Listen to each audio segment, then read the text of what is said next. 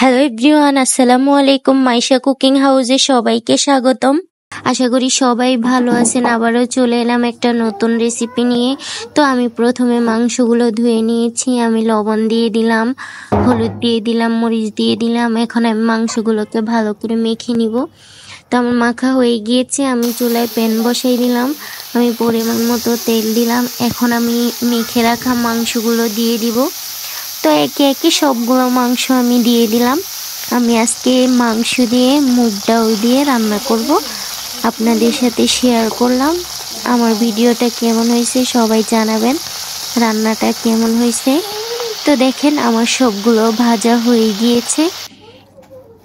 আমি হালকা করে ভেজে নিলাম, আপনারা চাইলে আরও কড়া করে ভেজে নিতে পারেন। তো আমি চুলায় কড়াই বসিয়ে দিলাম। আমি পরিমাণ মতো তেল দিলাম, দিয়ে দিলাম তেজপাতা। তো এখন আমি দিয়ে দিলাম পেঁয়াজ কুচি। তো আমি পেঁয়াজগুলোকে একটু লালচে করে ভেজে নিব। তো দেখেন আমার পেঁয়াজগুলো ভাজা হয়ে গিয়েছে। আমি রসুন বাটা দিয়ে দিলাম। তো এখন আমি পরিমাণ মতো একটু পানি দিলাম, নাইলে তো আমার মশলাটা পুড়ে যাবে।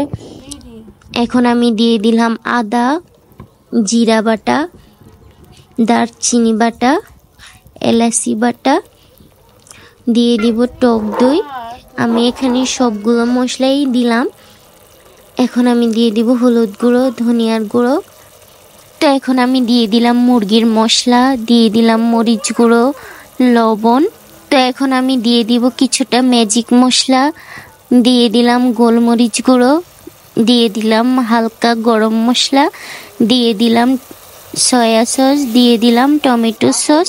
তো আমি মশলাগুলোকে ভালো করে কষাই নিছি। এখন আমি 2টা টমেটো কুচি দিয়ে দিলাম, দিয়ে দিব কাঁচামরিচ। এখন আমি ভেজে রাখা ডাউলগুলো দিয়ে দিলাম। তো এখন আমি ডাউলগুলোকে ভালো করে কষাবো। যেহেতু আমি মাংসটা আগে ভেজে নিলাম, তাই মাংসটা পরে দিব, পরে দিয়ে আমি কষাবো। তো দেখেন এখন আমি একে একে সবগুলো মাংস দিয়ে দিব। এখন আমি মাংসগুলো কষাই নিলাম। এখন দিয়ে দিলাম তো আমি পরিমাণ মতো ঝোল দিয়ে দিয়েছি। দেখেন আমার রান্না। তো সবাই ভালো থাকবেন, সুস্থ থাকবেন, আমার জন্য দোয়া করবেন, সবাই আমার পাশে থাকবেন।